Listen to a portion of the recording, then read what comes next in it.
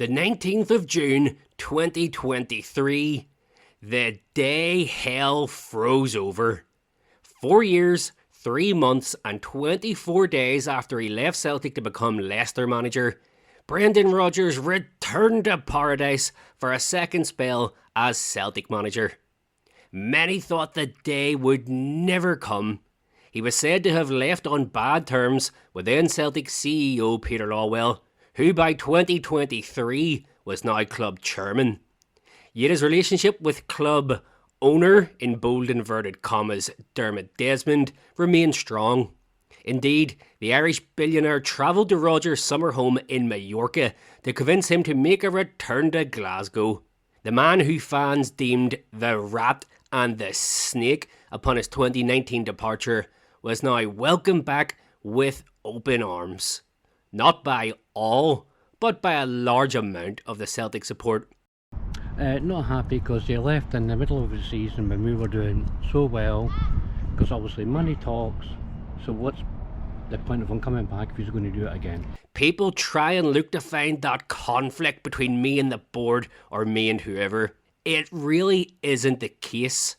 The board here have over many years managed the financial side of the game and run the club to an impeccable level. There's certainly no conflict. Everyone at this club, from the board to myself, we want the very, very best for Celtic.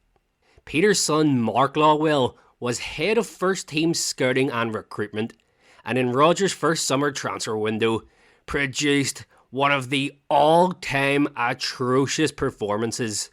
10 players were brought in, with only 2 currently remaining as part of Celtic's first team squad. The club went young and cheap, but Rodgers was reluctant to criticise them for this at the time.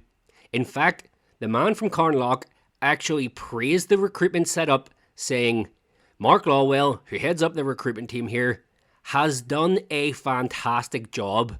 It's a market he knows really, really well from his previous job, so he understands the players. I trust in their work." Mark would be gone before the end of the season. On the pitch, things started fairly well, if unspectacular. Some concerns were raised over the dull style of play, especially in contrast to the all-out, exciting attacking style of previous manager Ange Postecoglou.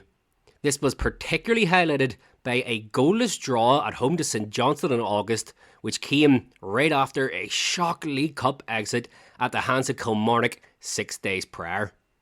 On September 3rd, 2023, Celtic travelled to Ibrox. Away fans were banned from the stadium. Rangers manager Michael Beale had talked himself up plenty leading up to the game, with the Scottish media claiming Beale to be the brains behind Steven Gerrard's 2021 league title triumph.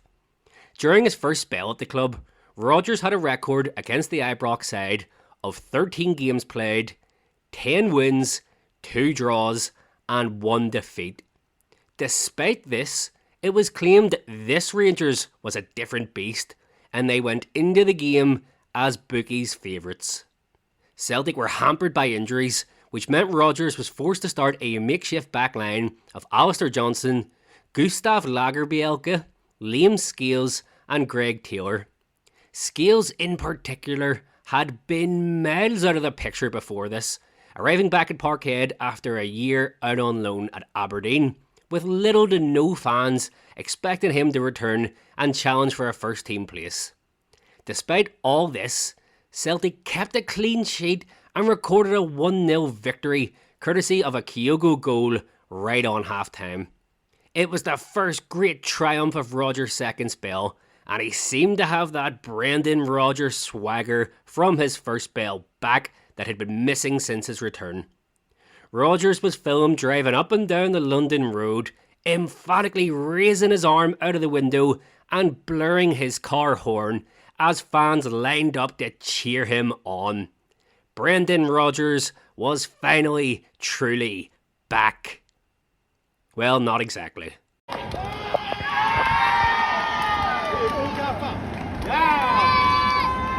The The Champions League group stage campaign started off with back-to-back defeats against Feyenoord and Lazio. Then, worse yet, the league campaign began to falter. Celtic lost 2 consecutive league games in December, away to Kilmarnock and at home to Hearts. Michael Beale, the dodgy used car salesman he was sacked by Rangers and replaced in October by Belgian coach Philippe Clement. This time, they'd landed a manager with a bit of pedigree. He'd won Belgian league titles with both Genk and Club Brugge. He won 9 of his first 10 league games as manager and also led the side to a rare trophy, winning the League Cup with a 1-0 victory against Aberdeen in the December 17th final.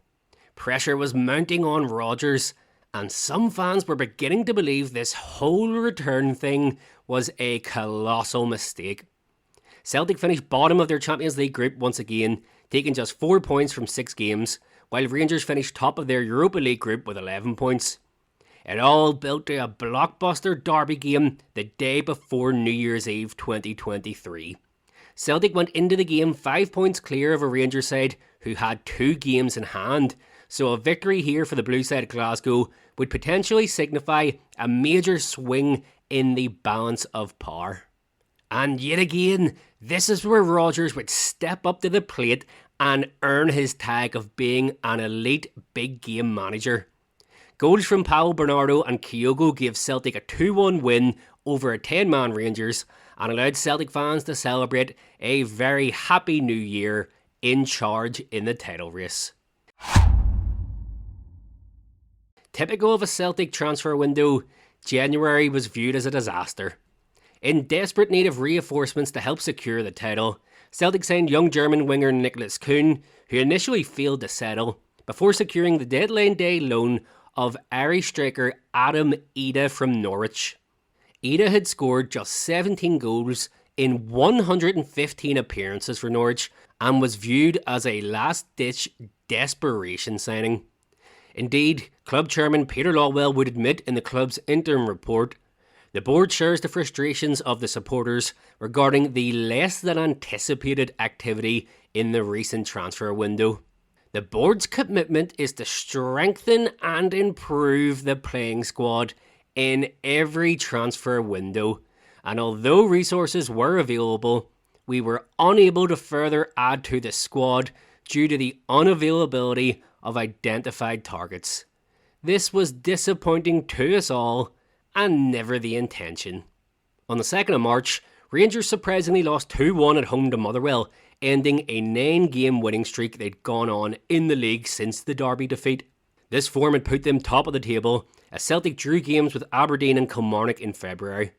Celtic went to Tynecastle the next day knowing a win would send them back to the top of the table for the first time in nearly a month. However, Brendan Rodgers could only watch on as his side fell to a 2-0 defeat, a loss for which Rodgers blamed the referees post-match, referencing controversial decisions to award Hearts a penalty and send off Celtic winger Yang. Rodgers would say, "I never like to comment on officials, but that cost us today, the officiating. You will have to ask John Beaton what he's saying." On the 7th of April, Celtic once again travelled to Ibrox for a key title battle encounter, and the two sides played out a 3-3 thriller. A late Arameda goal looked to have given Celtic all 3 points before Robbie Matondo equalised for the home side in the 93rd minute. Rangers fans celebrated triumphantly after the game, but the result actually left the destination of the title firmly in Celtic's hands as the two sides were set to meet again at Celtic Park in May. Rodgers showed his experience in the lead up to this encounter, winning all of Celtic's league games while Rangers continually slipped up when the pressure intensified.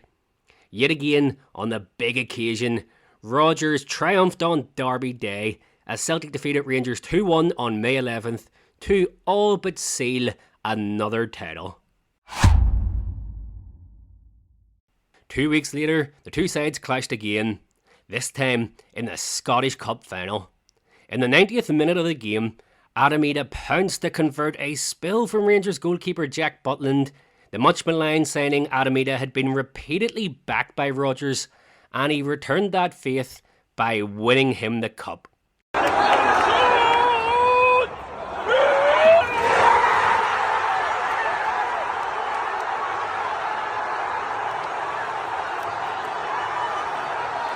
A roller coaster of a season ended with a league and cup double, and Rodgers found his name being sang by Celtic fans once again.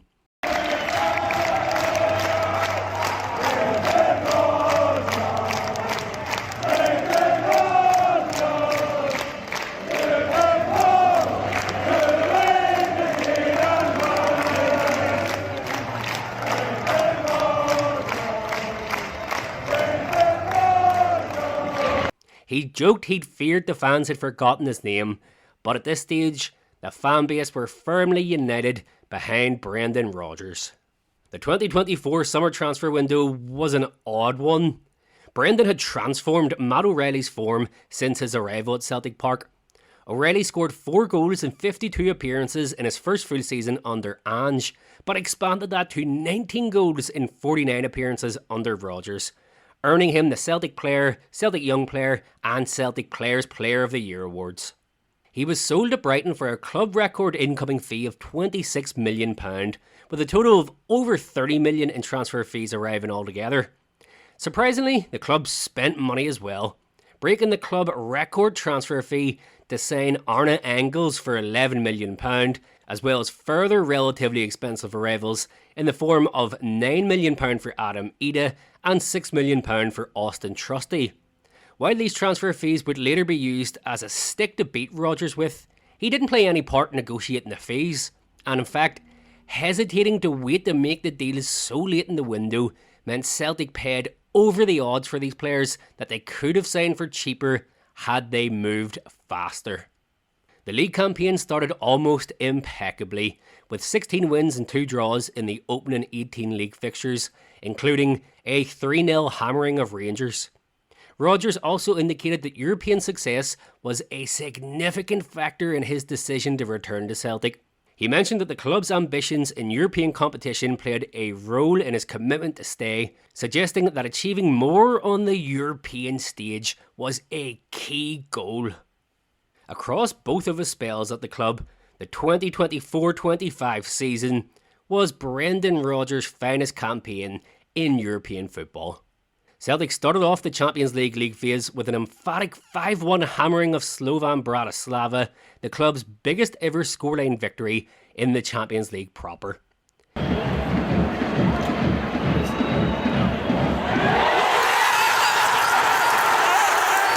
A humiliating 7-1 hammering at the hands of Borussia Dortmund followed, sparking fears that Rodgers hadn't learnt his lessons tactically in European football, suffering yet another drubbing to add to the list of heavy defeats in his first spell against the likes of Barcelona and PSG. Thankfully, a goalless draw away to Atalanta showed Rodgers did indeed have the ability to tweak things and improve on the European stage. Then, on November 5th, 2024, came one of the high points of Rodgers' second spell at Celtic Park. On Bonfire Night in Glasgow, Celtic came from behind to defeat Bundesliga outfit RB Leipzig 3-1, playing some electric attacking football along the way.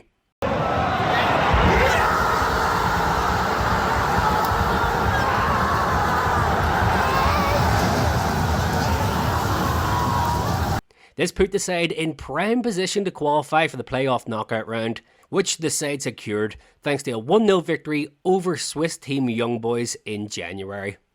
Speaking of January, it was to be another frustrating transfer window in January 2025.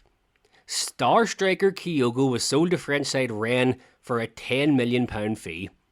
In truth, Rodgers never appeared to get as much out of Kyogo as Ange Postecoglou had managed. Rodgers' style of possession-based, slow, patient football never quite suited the Japanese forward, and it was seen as perhaps the right time to allow Kyogo to leave the club.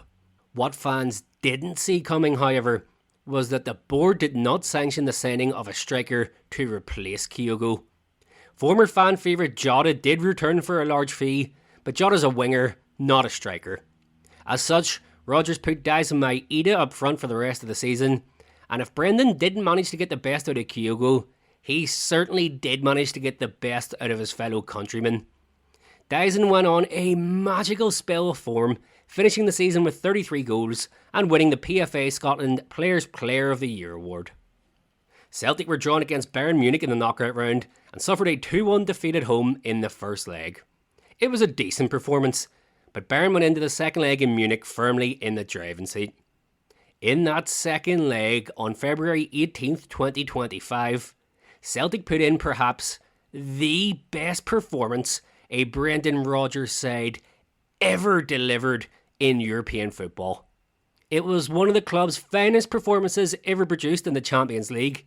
Celtic didn't just battle and fight, they also played good football and controlled large portions of the game. A Nicholas Kuhn goal in the 63rd minute deservedly put Celtic in the lead, and they even pushed on at times for a second goal that would have knocked the Germans out of the competition. Tragically, in the 94th minute, just as the game looked like it was heading for extra time, Bayern scored a lucky goal which ricocheted off Alphonso Davies into the back of the net. Bayern progressed, and initially Celtic were heartbroken. However, the performance brought great pride to the Celtic fans and to Scottish football on a European stage, after a couple of years of particularly dismal results for Scottish sides. Celtic were in a position of strength, and by now, essentially the entire fan base were behind Rodgers as the man to help the club continue to progress. Yet, as so often is the case, from this position of strength, the club didn't build, but instead went backwards. Performances quickly declined. Domestic form was inconsistent following the Bayern tie. Rangers had sacked Philippe Clement and bizarrely appointed former club captain Barry Ferguson as interim manager. It was a laughable choice, as Ferguson's only managerial experience was drab spells at Clyde, Celtic Hearts and Alloa. It should have been a walkover for Rodgers, and while Brendan did easily steer Celtic to another league title, his head-to-head record against Ferguson was embarrassing. A 3-2 loss at home in March was followed up by a 1-1 draw at Ibrox in April. For a manager with such an impressive record against Celtic's arch-rivals before this, it was a glaring decline in form to not be able to defeat a Barry Ferguson-led Rangers side in 2 attempts. Even with that all being said, a penalty shootout victory over Clement's Rangers in the December League Cup final meant Celtic went to Hampden on May 24th, 2025 with a chance to win a domestic treble. The Hoops were firm favourites against an unfancied Aberdeen, but threw away a lead in normal time to draw 1-1 before losing in the penalty shootout.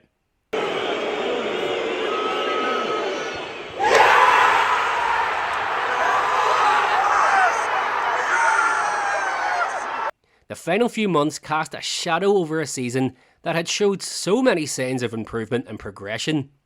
Fears were creeping in that things were going backwards.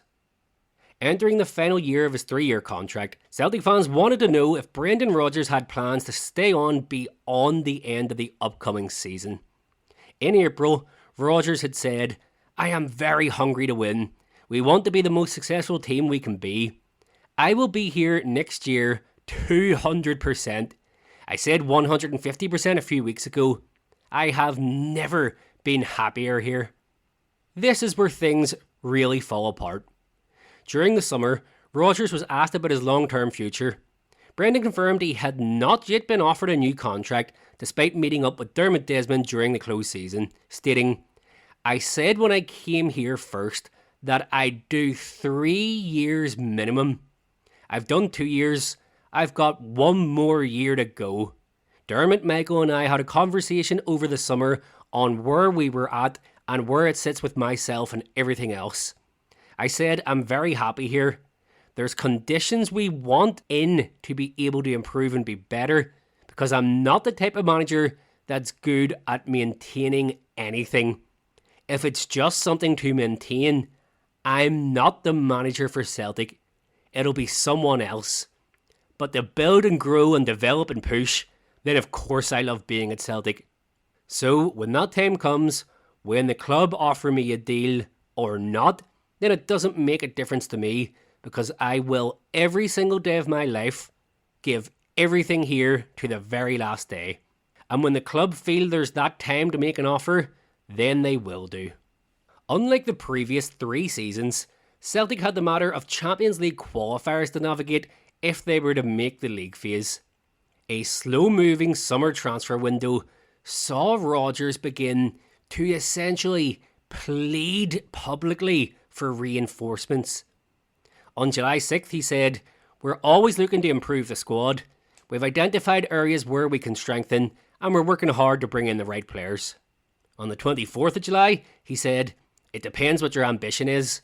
If your ambition is to really progress and push forward, then we need to improve the squad."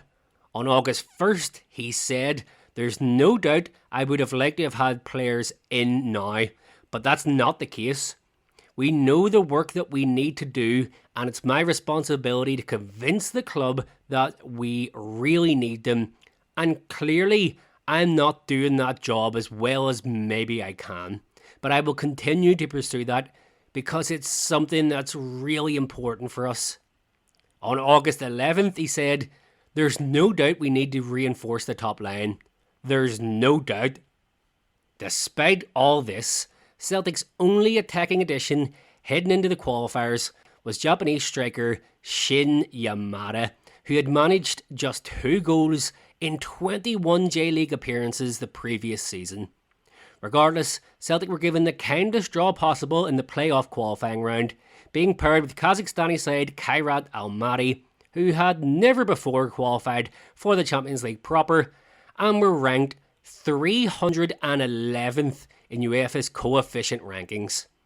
As bizarre and infuriating as it was to watch the Celtic board choose to not back the manager and choose not to go into the tie as strong as possible, it was still apparent Celtic had more than enough to overcome their minnow opponents. What followed were 2 of the most pathetic performances Celtic ever produced in European football. Brendan Rodgers' side failed to score in either leg and created very few chances along the way, playing a boring to watch, slow, ponderous style of play across 2 0-0 draws before ultimately being eliminated in a penalty shootout. The fallout was toxic. A large section of the support were united against the board.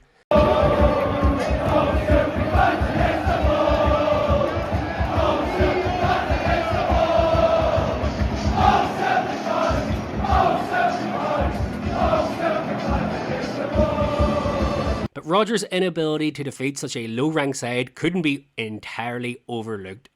Too little, too late, the club completed some business after the exit, sending wingers Michel-Ange Balagwisha and Sebastian Tunekti. Adam Ida was linked with a move away from Celtic Park, only for Rodgers to openly state in a press conference that Ida would not be allowed to leave before a replacement transfer could be arranged. Well, that's exactly what happened. Ida left to join Swansea for £6 million before any new striker arrived, and the transfer window actually shut without any replacement arriving. The next day, Celtic completed the signing of free agent Kelechi Iheanacho. When asked for his thoughts on the window, Brendan said, "It didn't make me think of walking away. I just felt empty."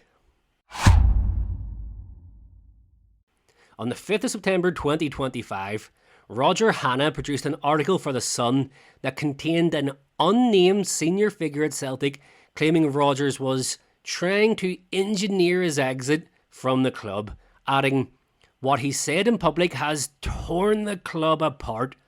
On and off the record, discussions are creating division throughout the club.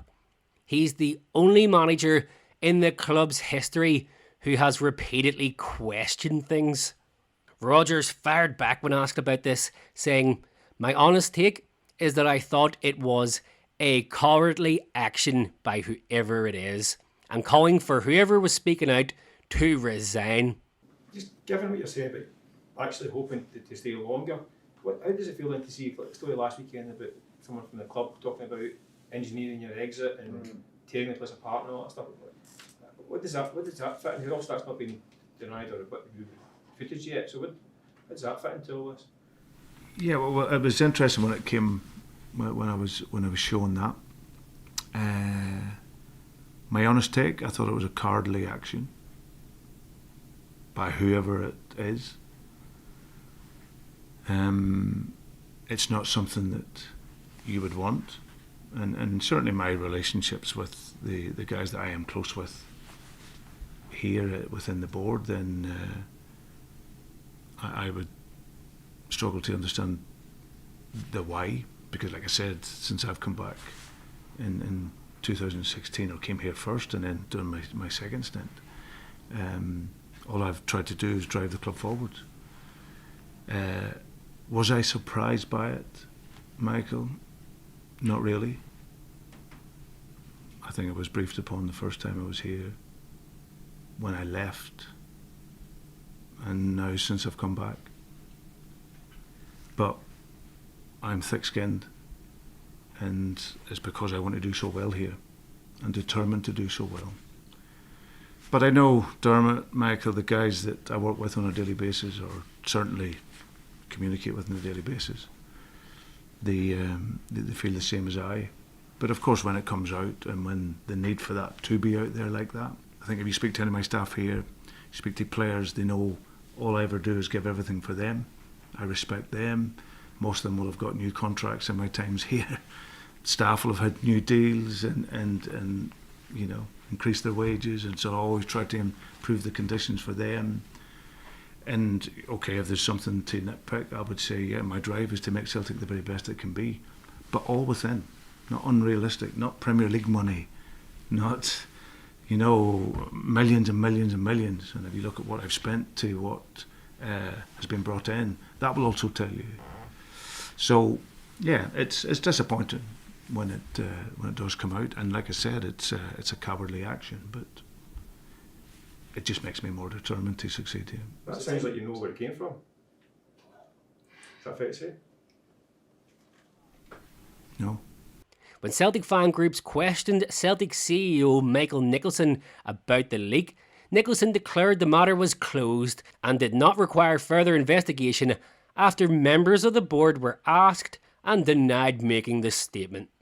There's no doubt the Celtic style of football under Rodgers in the early part of this season has been eye-bleedingly bad to watch, but it cannot be forgotten or forgiven what a sorry mess of recruitment and squad management this board have overseen to put us in this mess in the first place.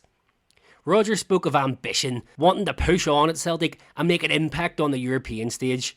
The board openly disagree with the need to do better and have openly declared European results over the past 15 years have been good enough simply because we have qualified for group stages.